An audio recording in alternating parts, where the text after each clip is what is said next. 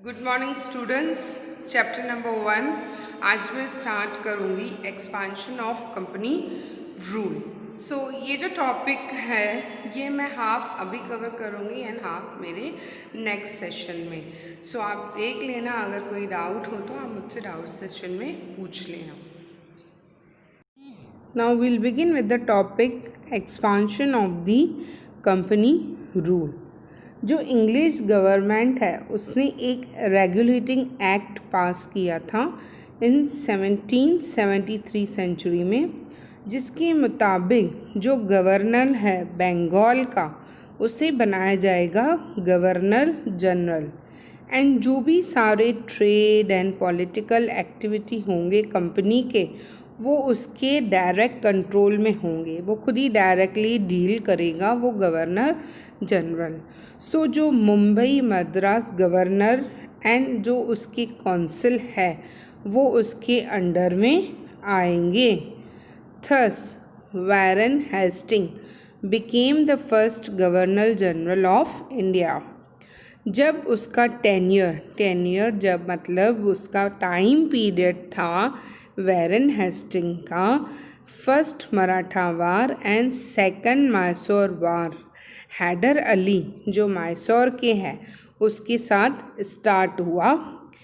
अब जो east India company है उनके लिए ये जो सिचुएशन था प्रॉब्लमेटिक सिचुएशन हुआ। क्योंकि इसको इन दोनों के पावर के साथ साथ फेस करना पड़ रहा था। अब वारेन हेस्टिंग के बाद जो कॉर्नवालिस है उसे गवर्नर जनरल बनाया गया।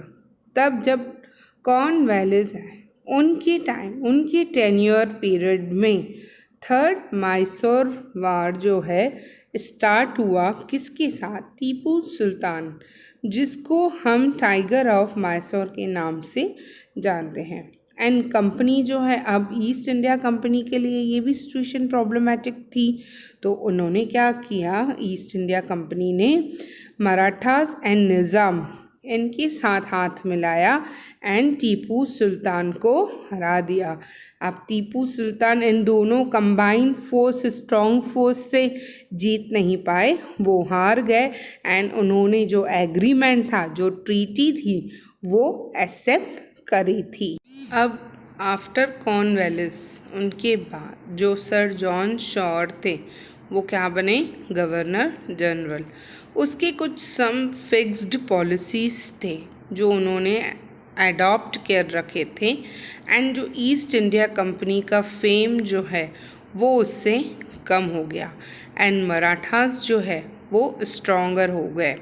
जो गवर्नर जनरल वेल्सी है जो आए हुए थे जॉन शॉर के बाद, उन्हें रेस्पॉन्सिबिलिटी मिली कंपनी को सुप्रीम बनाने की, इंडिया में स्ट्रॉन्ग बनाने की। इसके लिए जो वेल्सी हैं उन्होंने एक सब्सिडरी अलायंस सिस्टम इंट्रोड्यूस किया था। तो इसकी जो कंडीशंस है इस सिस्टम के स्टेट्स को एडॉप्ट करना ज़रूरी था।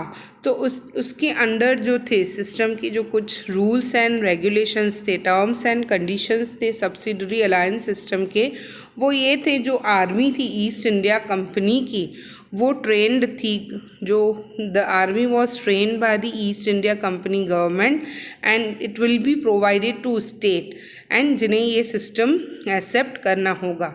इन रिटर्न जो स्टेट है उसे भी ये सिस्टम एक्सेप्ट करना है, जो आर्मी को will be provided for the army and या तो गिव अवे जाना होगा provision which is equivalent income to the Britishers. And without permission of the company state जो है वो वार स्टार्ट नहीं कर सकती और एल्स उन्हें एग्रीमेंट साइन करना है अदर स्टेट के साथ, वो लोग ऐसे नहीं कर सकते हैं। And there will be one English representative, एक इंग्लिश पर्सन होगा हर एक स्टेट असेंबली में एंड कोई और फॉरेनर जो है उस स्टेट में एम्प्लॉय नहीं किया जाएगा।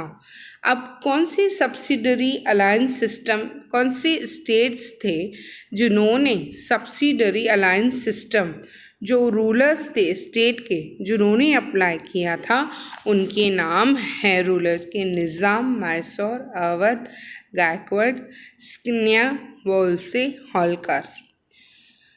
ये जो सिस्टम है कैसा था, एक स्वीट पॉइजन के जैसा।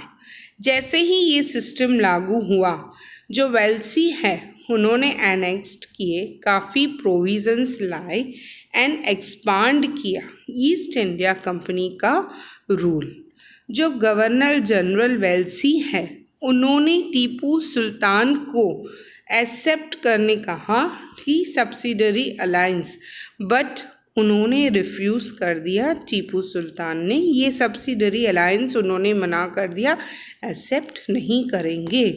And for declining this alliance system, जो कंपनी है उन्होंने सपोर्ट से निज़ाम की अटैक किया मैसूर में in 1779। So because of this fourth Mysore war हुआ एंड उसमें जो है टीपू सुल्तान ने अपनी लाइफ गंवा दी एंड ब्रिटिशर्स के अगेंस्ट उसने फाइट करी थी। Student, I will continue in next class. Thank you.